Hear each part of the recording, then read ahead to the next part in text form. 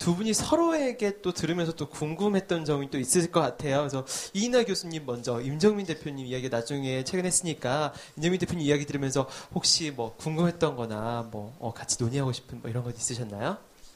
임 대표님 그 인생은 아름다워 이야기 하시면서 정말 너무 좋은 말씀 들었고요. 정말 한국에서 그 카이스트 가려면 공부를 아주 빡세게 하셨을 것 같은, 더구나 임 대표님 세대가 좀 젊으셔서 혹시 한국이 아우슈비츠 코리아고 그걸 게임으로 이겨내신 뭐 그런 경험은 없으신가요? 고등학교 때는 게임 안 하셨나요? 고등학교 때는 게임을 못했죠. 예. 우리나라 그 20세대가 너무 빡세가지고 네.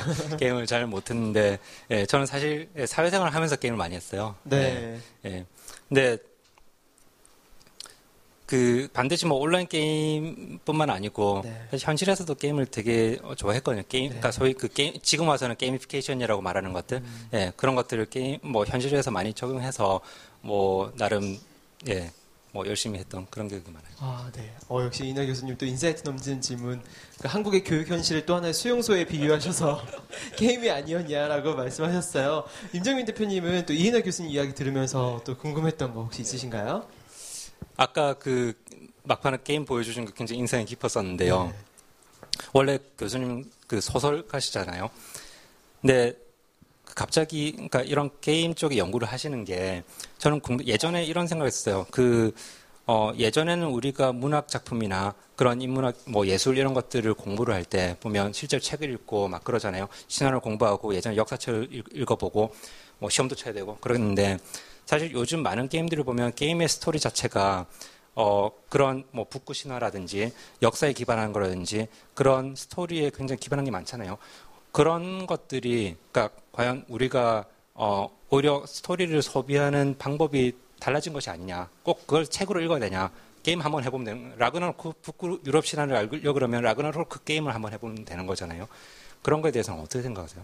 정말 게임이 제공할 수 있는 정보가 너무 많죠. 저도 2003년까지 게임을 한 번도 해본 적이 없고, 저희 아버님은 전형적인 경상도의 보수적인 가장이셔서, 제가 중3 때 이제 기타를 사가지고 치고 있으니까 한 번 너 다신 치지 마라. 두 번째 치고 있으니까 이 새끼가 딴 따라가 될라 카라. 바로 그냥 제가 6개월 동안 저축해서 샀던 깁슨 기타를 그냥 박살을 내지. 이런 분이거든요.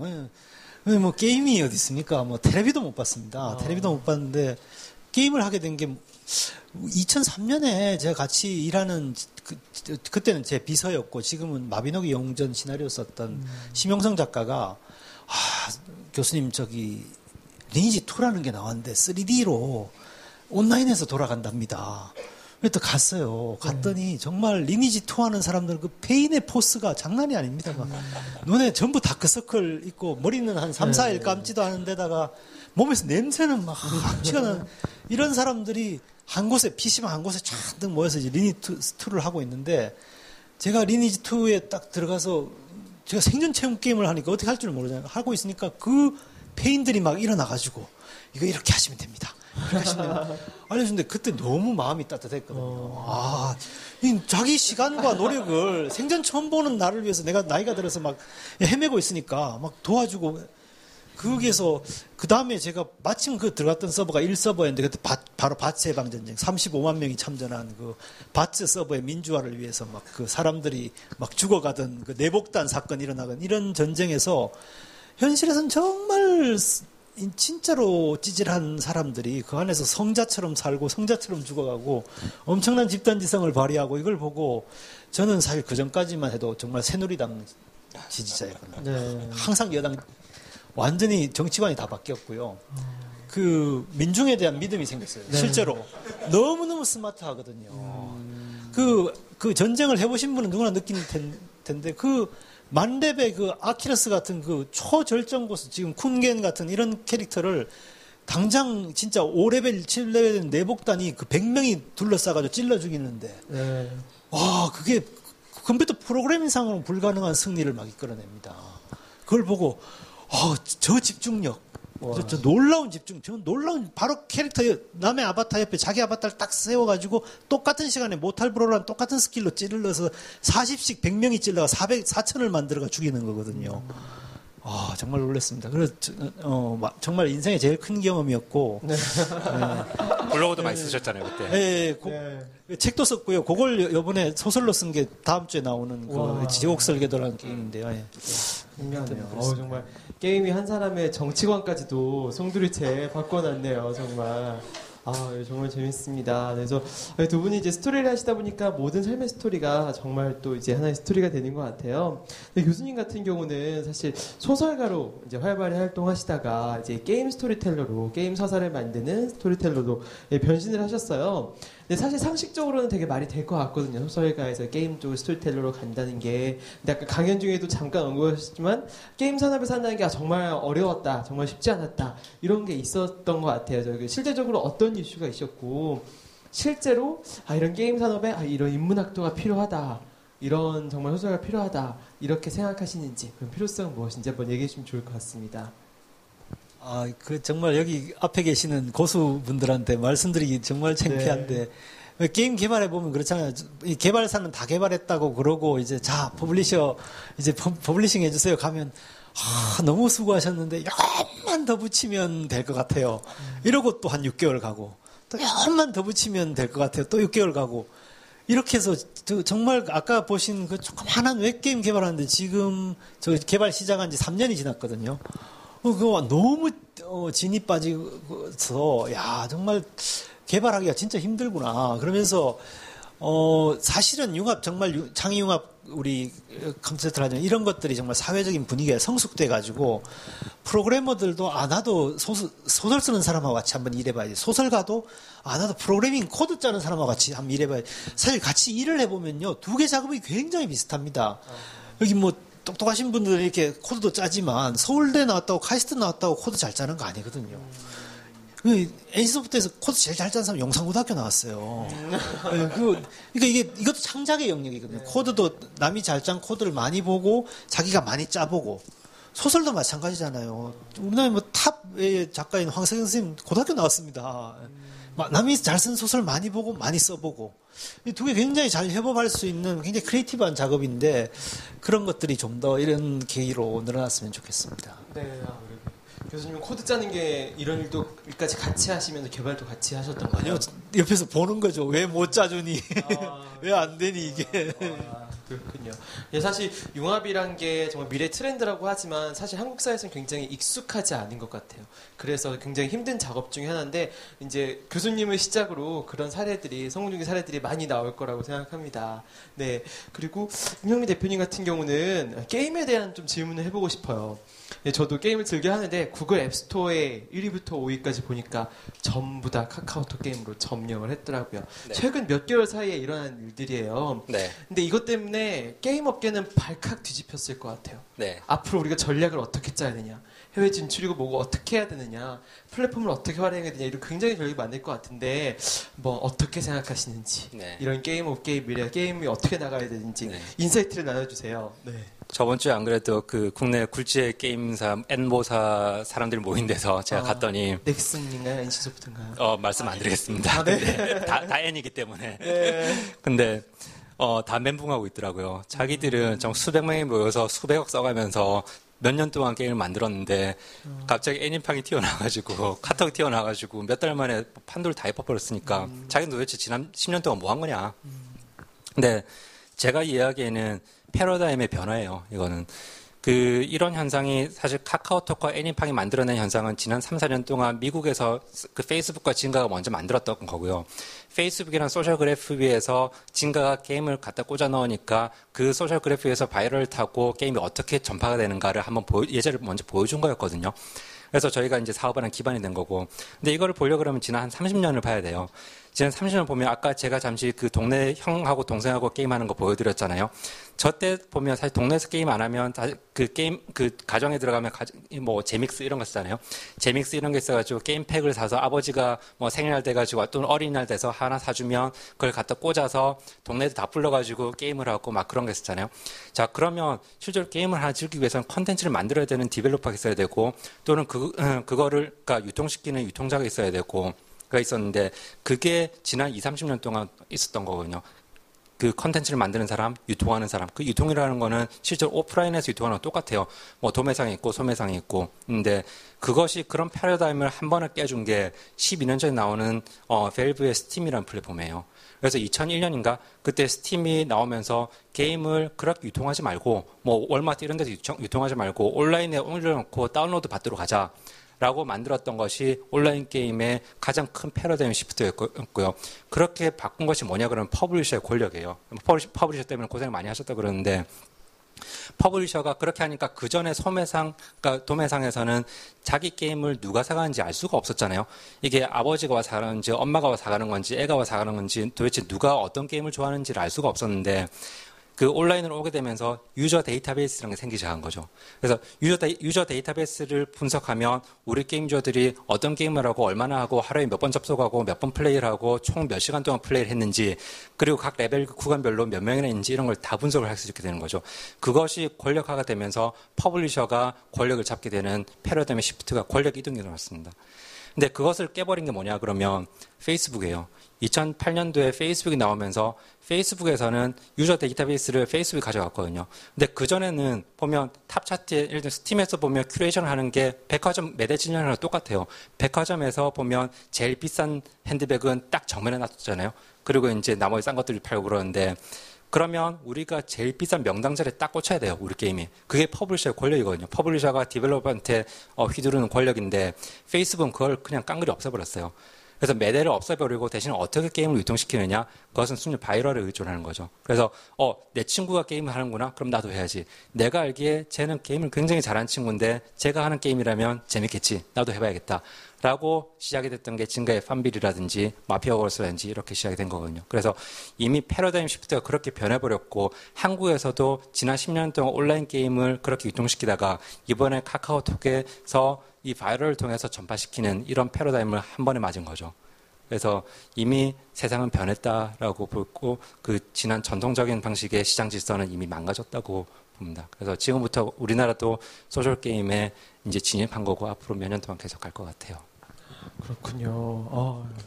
들으면서 무슨 얘기인지 잘 모르겠지만 듣다 보니까 말씀하신 대로 그런 플랫폼의 변화 이런 게 패러다임을 한번 싹 다 바꾸고 플레이어들의 양태를 다 바꾸는 것 같아요. 이제 말씀하신 대로 지금은 또 새로운 플랫폼이 등장해 페이스북, 모바일이 등장하는 것 같은데 자 그러면 앞으로 게임 회사들은 어떻게 해야 될까요? MMORPG 이런 거 다 버리고 애니팡 같은 단순한 이제 캐주얼 게임들을 만들어야 될까요? 어떻게 해야 될까요? 네. 두 분에게 다, 네. 너무나 고민을 많이 하실 것 같아서 한번 여쭤봅니다. 네. 네. 짧게 얘기해 주시면 될 것 같아요. 네. 뭐 게임 회사를 접어라 뭐 이런 것도 좋고요. 뭐 그렇진 네. 않고요. 네. 네. 그러니까 사실, 컬러 텔레비전이 나오면, 미국에서 영화가 있다가 50년도인가 텔레비전이 나오면서 극장은 망했다 그랬거든요. 예. 그때 극장은 다 문 닫는 생각을 했어요. 각 가정 텔레비전이 다 들어가 있는데 지금 영화관이 망했나요? 안 망했죠. 조절되죠. 예. 예, 똑같은 것 같아요. 예, 계속 가던 거는 계속 갈 것 같아요. 그렇군요. 그러니까 제가 처음 이 국문과 이대 가서 국문과 교수를 한 10년 하고요. 그다음 여기 디지털 미디어 학부로 올려서 지금 9년째인데 처음 제가 올라올 때 여기가 뉴미디어 학부였거든요. 네. 그때 뉴미디어라고 하는 건 PC였어요. 근데 지금 이론서를 읽다 보면 올드미디어라고 하는 게 그게 PC거든요. 뉴미디어는 모바일이에요. 근데 이제 그러면 이제 기존의 MMORPG나 이런 것들 이제 올드미디어로 살아가는 올드미디어로도 얼마든지 잘 살 수 있어요. 근데 지금 막 출판계가 앓는 소리를 막 하잖아요. 제가 93년도에 베스트셀러 1위를 한번 해봤는데 그때 28주 동안 1위를 하니까 100만 부, 딱 100만 부가 28주 동안 1위 하면 100만 부 나갔거든요. 지금 28주 동안 1위 하면 10만 부도 안 나갑니다. 왜 뭐 김남도 선생님이나 뭐 이런 아주 뭐 독특한 거 있으면 1년에 한 권, 두 권 정도 이제 50만 부 이렇게 나가는 게 있고 나머지는 대개 이제 10만 부가 안 되는 일이건.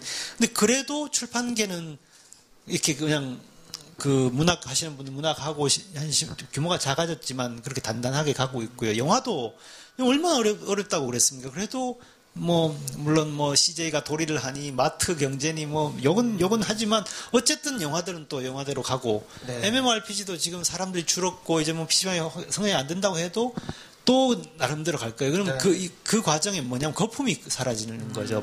그동안에 이제 한참 성장하는 뉴미디어로서의 끼었던 그 거품들이 사라지고 정말 이걸 여기에 철학을 가지고 있고 여기에 인생을 걸고 있는 개발자들이 이걸 해서 그 시장을 계속 지켜갈 겁니다. 그렇게 되겠죠. 그렇군요. 이제 말씀하신 진짜 맞는 것 같아요. 뭔가 패러다임이 바뀔 때마다 세상이 망할 것처럼 하지만 결국에는 이제 정도를 지켜나가고 그 핵심을 지켜나가면 이어질 수 있는 것 같습니다. 그래서 앞으로도 기대가 되네요. 그리고 여기 계신 현장에서 오신 분들이 미리 접수하실 때 사전에 질문을 좀 받았어요. 이제 받았는데 김창훈 PD님 오셨나요? 김창훈 PD. 오셨군요. 네. 김창훈 PD 어떤 질문하시는지 기억하세요? 네. 오래전에 접수를 해서 그래서 한번 제가 읽어드릴게요. 삼성전자와 애플의 특허 전쟁, FTA에서의 국가 전략적 우위 전략, 경제 전쟁, 부동산, 기술 개발 전략 등이 정보를 기반으로 한 게임이 될 수 있다고 생각합니다. 또한 게임에도 컴퓨터 가상 오락 게임, 체력 강화, 놀이 게임, 스포츠 게임 등이 있을 수 있는데 여기에 따른 공통 프레임워크가 무엇일까요? 그리고 우리나라가 게임을 산업화하기 위하여 어떤 정책적 지원이 필요할지 궁금합니다. 피디님이 이제 질문해 주신 게 뭐 특허 전쟁이나 뭐 우리 전략 경제 전쟁 이런 것도 사실 재미있는 스토리가 될 수 있는 게임이 될 수 있지 않을까, 그리고 게임을 산업화하기 위해서 어떤 정책적 지원이 필요할까, 이런 질문을 해주신 것 같아요. 네, 두 분 중에 한 분이 먼저 대답을 먼저 해주세요. 네. 그 특허 전쟁 관련해서는 안 그래도 최재원 PD하고 저하고 넘넘넘 만든 최재원 PD하고 저하고 시나리오 개발을 이야기를 많이 했었는데요. 저 최고의 브랜드 스토리텔링이다. 애플과 삼성의. 만약 애플 혼자 나와서 내가 1위 하고 이 시장을 다 깨겠다고 그랬으면 아마 모든 놈들이 다 적으로 술집에 있는 모든 사람들이 다 저 술꾼 집어내라고 이제 공격을 했을 거예요. 근데 애플이 삼성을 찍어가지고 둘이 싸우니까 다른 사람은 자기 술상 깨지는 줄도 모르고 그 싸움 구경하고 있다가 정신 차려보니까 노키하고 누구 전부 다 술집 밖으로 이제 밀려나 있는 이런 거거든요. 그 특허 전쟁에서 왔다 갔다 한 그 돈은 정말 이 브랜드 파워를 이렇게 키운 돈에 비하면 정말 얼마 되지 않는 돈이라고 생각을 해요. 이 특허 전쟁이라고 하는 것이 사실은 브랜드 스토리텔링에서 굉장히 오래전부터 얘기해왔던 것이거든요. 기업도 스토리를 가져야 하는데 그 스토리의 핵심은 갈등이다. 갈등이 있고 캐릭터가 있고 기업이 주는 메시지가 있을 때 그때 그 기업이 확실하게 소비자에게 각인된다는. 지금 사실 휴대폰 시장에서 삼성하고 애플만 남았잖아요. 둘이 열심히 싸워서 나머지 술상 다 깨지고 술집 밖으로 밀려났고, 그런 것들이 특허 전쟁의 스토리텔링이 아닌가 하고요. 그걸 잡스는 일찍 깨달았고 삼성은 그냥 당하다 보니까 따라가다가 이제 깨달았게 된, 사실 최고의 수혜자는 삼성이 아닐까 그렇게 생각을 합니다. 그렇군요. 최고의 스토리는 갈등이다. 이런 것 같아요. 그 두 번째 질문인 우리나라 게임 산업이 성장하기 위해서 어떤 정책적 지원이 있으면 좋겠다. 네. 당혹스러운 질문이네요.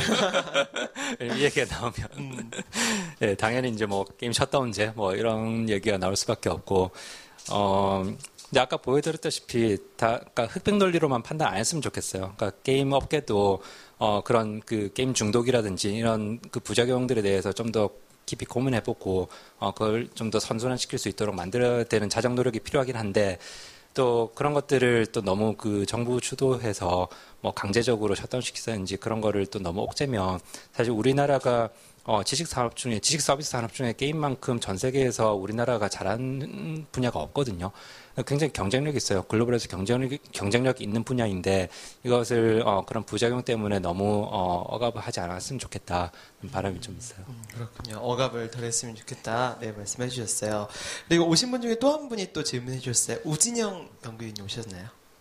우진영 연구위원님. 오셨군요. 네. 현대경제연구원의 우진영 수석연구위원님이 이제 질문해 주셨습니다. 질문 기억나세요? 네, 진짜. 네, 먼저 읽어드릴게요. 기억을 되살리기 위해서. 교육과 훈련, 치료 등의 목적으로 사용되는 목적성 게임, 기능성 게임이라고 그러죠. 네, 주목을 받고 있습니다. 게임 산업의 영역 확대는 물론 게임에 대한 부정적인 인식까지도 해소될 수 있지 않을까 생각되는데요. 네, 현재 기능성 게임의 현황에 대해 알고 싶습니다. 이렇게 했어요. 네, 기능성 게임 사실 우리나라 같은 경우는 뭐 교육이나 입시 이런 거를 기능성 게임으로 만들면 정말 엄청나게 막 진흥하고 또 이제 게임에 대한 억압도 많이 사라지고 이럴 것 같은데, 근데 한국에서 잘 안 되는 것 같아요. 몇 번 사례들을 봤는데 이게 왜 지금 현황은 어떻고 왜 잘 안 되고? 뭐 현황을 지금 제가 뭐 숫자를 정리를 안 해와가지고 잘 네. 기억은 안 나는데요. 근데 노력은 굉장히 많이 하고 있는 것 같아요. 특히나 최근에 불었던 그 게이미피케이션 뭐 이런 그 트렌드를 타고 모든 것을 게임화시키는 걸 굉장히 이제 많이 하고 있는 거고. 예를 들면 제일 유명한 게 뭐 피트니스 관련한 것들. 미국의 앱스토어나 우리나라도 마찬가지지만 보면 각종 살 빼기 또는 운동하기 이런 것들을 게임으로 많이 만들어 놨어요. 그래서 운동하기 하는데 보면 친구들하고 또 경쟁도 해요. 그래서 내가 오늘 500m 달렸다고 이제 입력을 하는데 친구는 오늘 1000m를 달린 거죠. 그럼 내가 잘 못하네? 그러면 더 해야지. 그래서 또 경쟁이 붙고 뭐 배지를 더 따고 등급이 올라가고 이런 식으로 이제 하는 것도 있고 포스퀘어 같은 것도 굉장히 그러니까 좋은 게이미피케이션 사례잖아요. 그래서 지역의 특정 지역을 내가 찍어서 지리 정보를 찍어서 온라인에 올린다는 게 사실은 그러니까 아무것도 아니거든요. 근데 그것을 게임화시켜서 자기가 특정 지역의 특정 건물의 메이어가 되는 또는 배지를 받는 그런 게임화 과정을 통해서 굉장히 선전을 시킨 사례가 되는 거죠.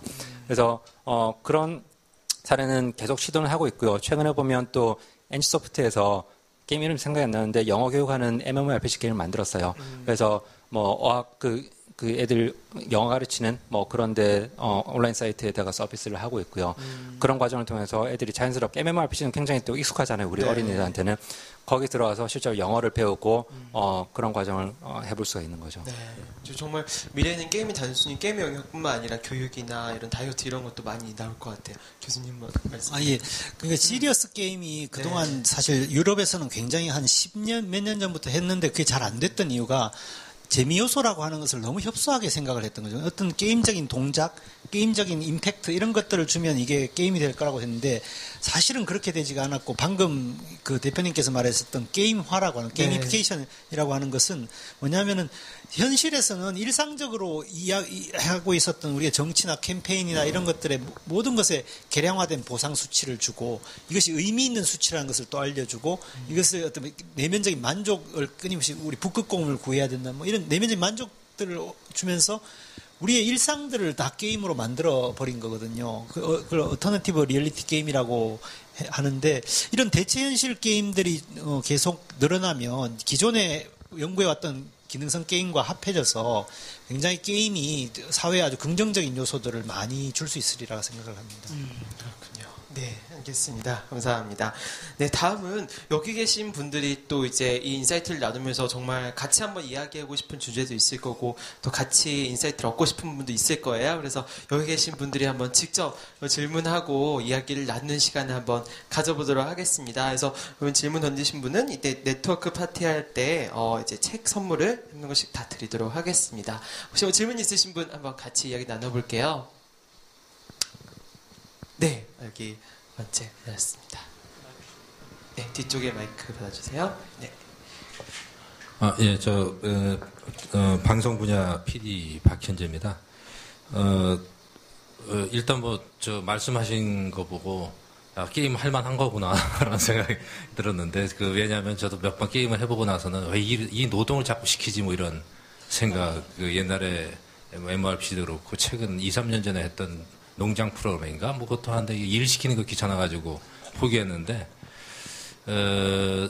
조금 부정적인 효과라고 할까? 이제 걱정이 되는 게, 이제 예를 들어서, 그러니까 이제 하나의 이제 게임하는, 저는 이제 산업적으로는 굉장히 중요한 일이라고 생각하고 이제 프로모션을 많이 했나 생각하는데, 그냥 개인적인 질문하면 이제 우리 딸이 게임 동호회 들어가가지고, 게임을 굉장히 열심히 해요. 저도 개인적으로 게임 같은 거 좀 하는 거 그래 나쁘지 않다고 생각하고 저도 학교 다닐 때도 게임 좀 하고 하긴 했는데 조금 지나친 경우가 생겨서 자꾸.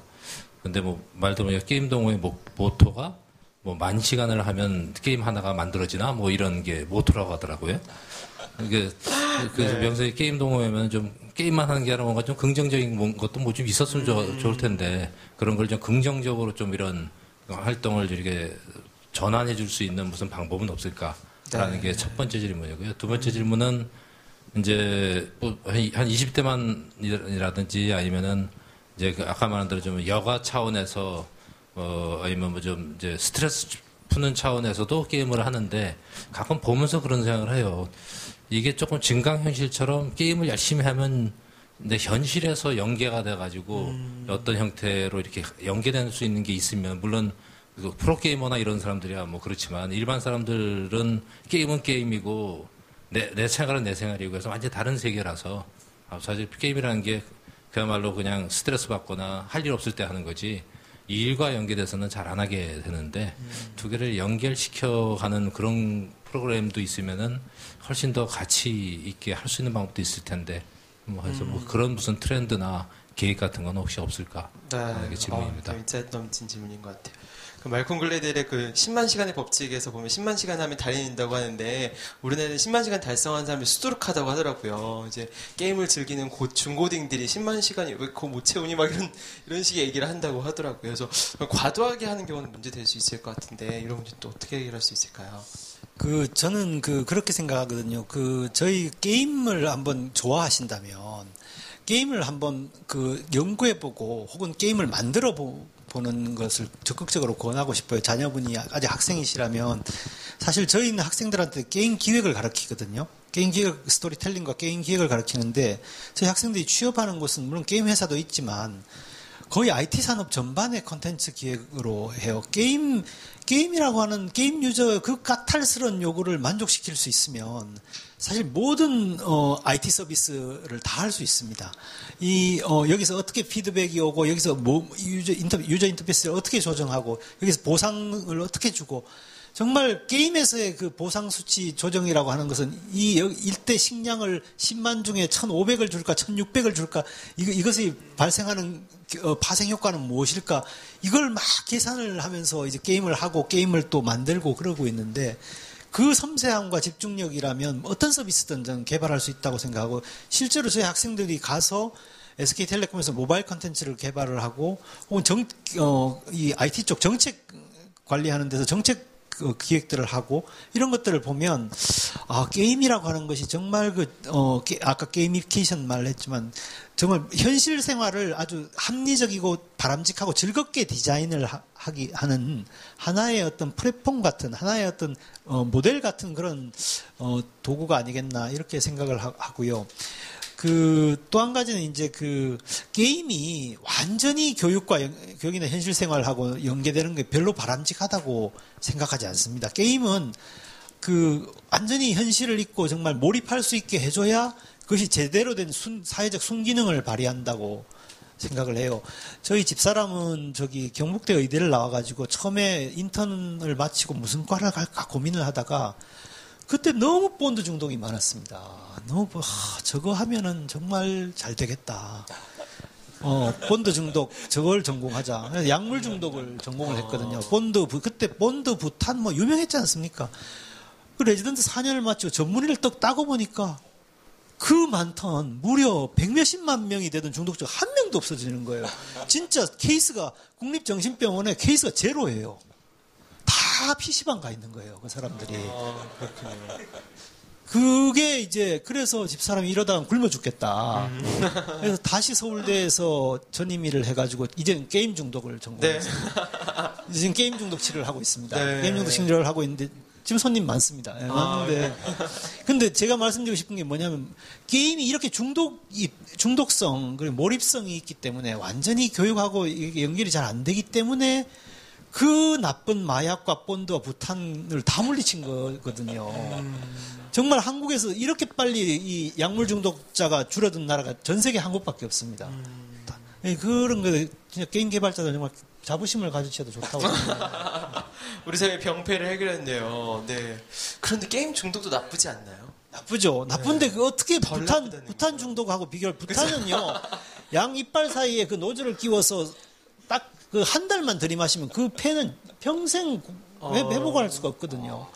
본드도 그 뇌세포 파괴라는 게 평생 회복할 수가 없어요.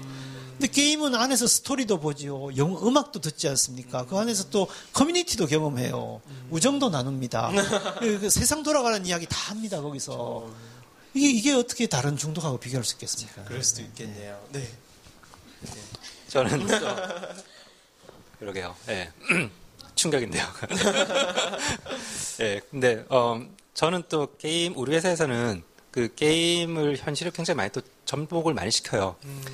그래서 회사에 보면 왜 경영 지원이라고 하는 그 지원이 하나 있지 않습니까? 여러 회사 복지나 이런 거를 그러니까 사실 말이 좋아서 경영 지원이지 사실 굉장히 허드렛 일이 많잖아요. 뭐 신부름 해오기, 복사 해오기 뭐 이런 거 되게 많은데 간식 사와라, 뭐 커피 타와라 뭐 되게 많은데 그 직원을 뽑고 나서 명함에 내가 직함을 그 직원이 게임을 굉장히 잘해요. 우리 회사에서 제일 잘해요. 개발자들 뭐 다 물리치고 그냥 왕이에요, 그 사람이. 근데 그 직원의 명함에다가 제가 힐러라고 봐줬어요. 힐러가 뭔지 혹시 아세요? 그러니까 게임을 하면 왜 직업이 정해져요. 마법사, 전사, 궁수 뭐 이런 게 있는데 힐러는 그 치유를 해주는 사람입니다. 굉장히 중요한 직업이에요. 그래서 어디 공성전 이런 거 갈 때 반드시 힐러를 끼고 가야 되거든요. 그래서 굉장히 그 희소하고 그 중요한 자원이에요. 그래서 명함에다가 힐러를 갖다가 박아줬어요. 그리고 그랬더니 우리 회사에서 그 사람이 지위가 허드렛 일을 하는 사람이 아니고 우리 회사를 행복하게 만들어주는 굉장히 중요한 사람이구나. 인식이 그냥 딱 그렇게 돼 있어요. 그래서 그런 놀이를 회사에서 하거든요. 네. 그래서 좀 굉장히 긍정적인, 쉽게 하면서도 긍정적인 효과를 만들어낼 수 있다고 생각해요.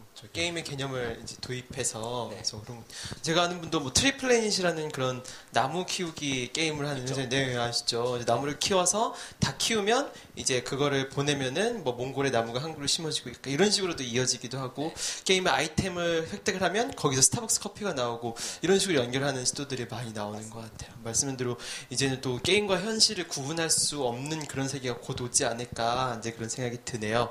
네, 또 한번 또 다른 또 인사이트 나누고 싶은 분이나 질문 있으시면 같이 이야기 나눠보겠습니다. 네. 네, 창작소의 고재상입니다. 저는 이제 게임 산업의 에코시스템에 대해서 좀 한번 시각을 좀 그쪽에서 한번 보고자 합니다. 즉 말해서 이 게임 산업이 그 게임 자체, 컨텐츠 내지는 어떤 그 게임 자체의 몰입성이라든가 그런 부분은 굉장히 중요하지만 실제 어떤 최근에 네트워크나 모바일 게임이 이렇게 부상하면서 네트워크 업체라든가 아니면 컨텐츠 제작 도구 문제라든가 OS 플랫폼이라든가 또는 어떤 단말 산업까지도 이 함께 이렇게 그 게임 산업을 키우기 위한 하나의 어떤 에코시스템이 필요하다고 생각을 하거든요. 지금 아까 그 초반에 이야기하셨지만 게임 수출이 우리나라에 10조가 벌써 넘어간다고 그러셨죠. 그런다면 거기에서 중요한 게 지금 오늘 우리가 이야기하듯이 기술과 인문학의 융합이라는 측면에서 볼 때 그런 아까 에코 산업적인 측면에서 기술의 발전이 더 시급합니까? 아니면은 그 창의적인 기획 내지는 어떤 그런 걸 하는 인문학적인 어떤 그런 인재들이 더 필요한지 그걸 한번 좀 듣고 싶습니다. 네. 특히 우리 이 교수님 한번 더. 네, 맞아요. 사실 닭이 먼저냐 달걀이 먼저냐 그런 것 같아요. 그건 제 밥그릇이 기획인데 당연히 기획이 중요하다고 그래야 될 것 같은데요. 네. 사실은 그런 건 있습니다. 그 뭐냐면은 저 NC소프트가 뭐의 약자인지 아신가요? 넥스트 시네마거든요. 네, 넥스트 시네마 소프트거든요. 그 모든 그때는 그 시대에는 게임 개발자들이 게임이 넥스트 시네마가 될 거라고 다음 세대 영화라가 될 거라고 생각했고 그러면 게임의 방향은 분명하죠. 더 HD급 화질로 더 좋은 기술을 넣어가지고 정말 영화를 360도 마우스 휠 돌려가지고 보는 그런 게임을 만드는 게 궁극적인 고울이었어요. 근데 어느 순간 닌텐도 위가 이 고울을 망가뜨리더니 이제 애니팡이 결정적으로 지금 이게 잘못됐다고 생각을 하게 된 거죠. 그 사이에 뭐가 변했냐면 이 모바일이 되면서 게임이 파티 툴이 되어 가는 거죠. 사실은 애니팡 하는 사람들은 예전에 MMORPG를 하던 사람이 거의 아닙니다. 빅게이머들이었죠. 빅게이머들인데 한국은 아직도 전 국민의 3,300만이나 게임을 안 하는 나라거든요. 아직도 게임하는 사람이 1,700만 밖에 없습니다. 5천만 중에. 근데 미국이나 다른 유럽 같은 경우 다 50%가 넘거든요. 게이머 비중이. 한국은 아직도 게임을 해야 될 사람이 무지무지 많은 나라인데 게임을 안 하고 있었어요. 그러다 이제 이 애니팡이 이제 그 안 하던 사람들까지 이제 게임을 하게 만들어 준 거거든요. 일단 해보면요. 그냥 아무리 허접한 애니팡이 아니라 애니팡이라도 그게 한번 커뮤니티에 한번 맛을 들이면 여기서 이제 골프 안 치고 술 안 먹고 예, 자기 진짜 헛짓 안 하고 룸사롱 안 가고 이것만 하게 됩니다. 네. 예, 그 여기서 얼마 돈을 쓰더라도 저 같은 전 중년이지 않습니까? 제가 제일 평생에 제 취미생활에 제일 돈을 많이 써본 게 리니지 2인데요.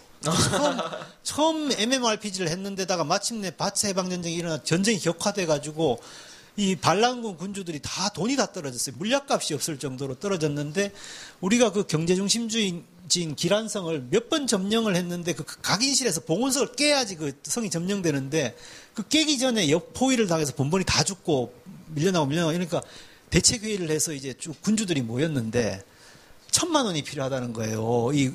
이 전략가가 아주 젊은 28살 난 애였는데 왜 1,000만 원 왜 필요하냐. 자, 여기 아까 힐러 말씀하셨잖아요.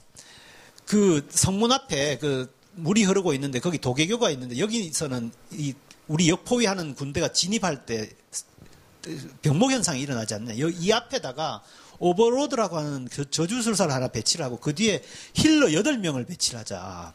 이 8명, 화살은 성벽을 못 뚫고 가지만, 마법은 성벽을 뚫고 가지만 화살은 성벽을 못 뚫고 가기 때문에 얘를 쏘는 화살이 힐러까지는 맞지 않는다. 뒤에 돌 뒤에서 막 힐을 하니까.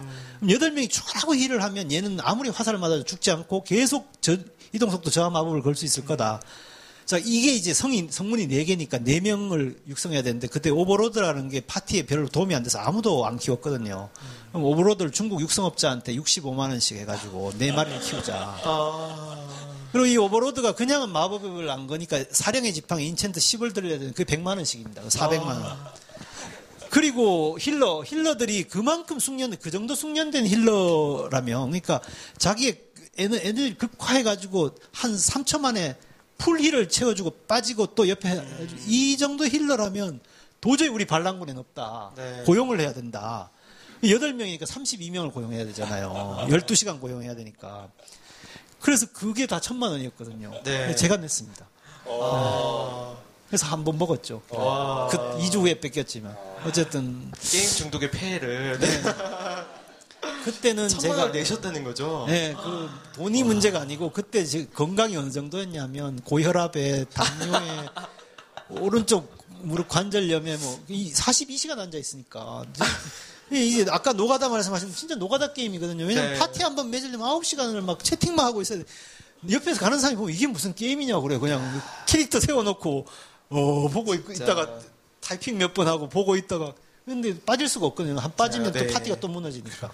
죄송합니다. 너무 말이 길었습니다. 돌아와서 질문은 컨텐츠가 먼저냐 아니면 에코시스템의 뭐 핵심적인 먼저냐라고. 예, 그래서 이게 콘텐츠가 먼저다. 콘텐츠가 먼저다. 그런 욕구가 이제 변한 거예요. 유저의 욕구가 변하면 또 다른 게임이 나타나는 것입니다. 유저의 욕구는 사실 그 게임하고는 그래픽이나 뭐 기술하고는 큰 관계가 없는 것 같습니다. 그렇군요. 어떻게 생각하시나요? 동의합니다. 예. 네. 예. 그 컨텐츠가 중요하죠. 거기 당연히 스토리가 중요하고. 네. 예. 그렇죠. 뭐 동일한 사례로 뭐 강남스타일 같은 경우도 유튜브가 먼저냐 강남스타일이 먼저냐인 것 같아요. 그것도 역시 강남스타일이 먼저라고 생각하시는 거죠. 일단 뭐 컨텐츠가 준비가 돼 있어야 되는 거고, 예. 이제 아까 말씀드렸던 건 패러다임이 바뀐 게 이제 유튜브가 있었기 때문에 그렇죠. 예, 그 컨텐츠가 더더욱 많이 퍼진 것 같다. 그렇죠. 어쨌든 컨텐츠가 우선은 1번이 돼야 된다 이런 말씀이신 것 같아요. 그래서 컨텐츠가 왕이다란 말이 그런 말인 것 같아요, 그죠? 네, 그렇습니다. 그래서 한번 저희가 또 같이 이야기 나눠봤는데요. 또 연사분들이 마지막으로 이런 질문에 대해서 한번 같이 생각해봤으면 좋겠다 이런 마지막 Q&A 토크를 한번 해봤으면 좋겠습니다. 연사분들이 이제 또 가시는 길에 또 오늘 지나면서 이런 토픽에 생각해봤으면 좋겠다 이런 질문들 한 번씩 던져주세요. 네. 교수님 먼저 할까요? 네. 지금 우리나라에서 게임이 너무 이제 사회적으로 저평가돼가지고 많은 분들이 게임을 욕을 하고 있고 사실 게임 개발자들도 그러다 보니 주눅이 들어가지고 우리가 뭔가 돈은 벌지만 사악한 일을 하고 있다고 이렇게 생각을 하는데 사실은 우리가 정말 냉정하게 생각해가지고 이 게임이 물론 나쁜 정말 부정적인 것들 뭐 정말 열심히 자기 개발을 해야 되는 고등학생 시절, 중학생 시절 게임 때문에 학교를 안 가는 이런 부작용이 있지만 이 게임이 얼마나 우리 사회를 밝게 만들어주고 그 하고 있는가에 대해서 우리가 다시 한번 토론을 해야 될 때가 되지 않았나. 지금 우리 사회의 분위기는 계속 규제 일변도로 강화되어 왔거든요. 이명박 정부 5년 동안 정말 게임 산업에 대한 규제라고 하는 것은 너무너무 많아졌어요. 지금 저같이 조그만한 이렇게 게임을 만들어서 왜 미국에 퍼블리싱 하겠습니까? 미쳤습니까? 돈도 더 많이 드는데. 한국에서 퍼블리싱을 할 수가 없어요. 거기 뭐 셧다운제 같은 거는 그 시스템을 갖추느니 차라리 게임을 하나 더 만들지 그 자본이 그만큼 자본도 없고 능력도 없습니다. 그래서 이제 미국으로 나가고 이러면 이제 사실은 게임 회사는요, 현대중공업이나 삼성전자 같은 회사가 아닙니다. USB 들고 비행기 타면 네덜란드로 갈 수 있고 룩셈부르크로도 갈 수 있는 그런 곳이거든요. 우리가 정말 지식경제 사회에 맞게 이 우리나라의 어떤 사회적인 분위기가 좀 변해야 되지 않는가 그런 생각을 하게 되었습니다. 아, 그렇죠. 게임의 뭐 긍정적인 측면 그리고 사회적인 분위기 이런 거에 대해서 한번 같이 생각해 보자 말씀하셨어요. 한 분의 의견 한번 들어볼까요? 여기 앞에 너무나 경청하고 계시는 컨텐츠진흥원의 이현엽 주인님, 또 게임과 관련 일 많이 하시고 어떻게 생각하시나요? 저 또한 지금 말씀하신 교수님들 말씀에 동의하고요. 사실 저희도 사실은 어떤 지원 사업할 때 많이 고민되는 부분이 어떤 융합적인 측면을 막 하려 하는데 그게 좀 어려움이 많습니다. 뭐냐면 이 산업적 안에서 예를 들어 기술을 강조하는 부분도 있고 또 말씀하신 콘텐츠를 강조하는 부분이 있어요. 그런데 상황에 따라 어떤 부분은 콘텐츠가 강화될 부분도 있고 어떤 부분은 기술이 보다 강화돼서 콘텐츠를 이끌어낼 부분도 있거든요. 그것은 산업 내에서 장르별로 특성화를 하면서 이제 변화 줘야 될 것 같습니다. 그래서 그거는 이제 저희 또한 고민해야 될 거고 저희 또한 많은 그 네트워크장을 만들어가지고 이런 자리 만들어가지고 많은 분들과 함께 할 수 있는 자리가 많이 필요하다고 느낍니다. 네, 맞습니다. 그래서 게임에 대해서 이렇게 같이 토론할 수 있는 자리 이런 게 많아져야 될 것 같아요. 콘텐츠진흥원에서 앞으로도 많이 게임 사업 밀어주시기 바랍니다. 네, 임 대표님 같은 경우도 같이 생각했으면 하는 질문 하나만 던져주세요. 네, 뭐 전문적인 질문이 될 수도 있을 것 같긴 한데 아마 자리에 모이신 분들이 또 지원해 주시는 분들 많이 보이시는 것 같고 해서 사실 우리 게임 산업이 글로벌에서 굉장히 경쟁력이 있잖아요. 네, 수출도 그렇죠. 굉장히 많이 하고 있고 아까 말씀해 주셨지만 그럼에 거기에 비하면 사실 현실에 있다 보면 이게 너무 내수 산업 같아요, 약간. 그래서 아마 온라인 게임이 너무 큰 비중을 차지하는 것도 있고. 저희는 비즈니스를 다 해외에서 하거든요. 거의 다 달러 매출 다 해외에서 나와요. 저희는. 근데 그러다 보니까 이제 조금 어려운 거죠. 그러니까 좀 더 글로벌하고 싶은데 외국 회사들하고 좀 더 많이 협업하고 싶은데 그런 데 있어서 사실 굉장히 외로운 점도 있거든요. 그래서 그런데 또 뭐 좀 더 열린 시각으로 예를 들면 저번에도 뭐 정부에 제가 이런 얘기도 했어요. 외국인 직원을 많이 채용해야 되는데 채용할 방법이 없다. 네. 지금. 예. 그래서 좀 풀어주시면 안 되겠냐. 근데 지금 외국인 뭐 고용 이런 보면 다 이제 노동자 계급으로 다 법이 형성이 돼 있거든요. 그래서 우리 회사에서도 뭐 직원을 뽑게 되면 사실 게임 회사 직원이 뭐 석사 박사급도 있을 수 있겠지만 그냥 학력이 낮은 뭐 아티스트나 이런 사람이 있을 수 있는데 뭐 중국도 그렇고 채용하려 그러면 굉장히 어려워요. 되게. 그러니까 뭐 그런 거라든지 그래서 여러 가지 측면에서 훨씬 더 도와줄 수 있는 글로벌에서 좀 더 잘할 수 있는 걸 도와줄 수 있을 것 같은데 그런 데서 좀 더 고민을 많이 해주거나 또 좋은 프로그램 있으면 알려주시면 감사하겠습니다.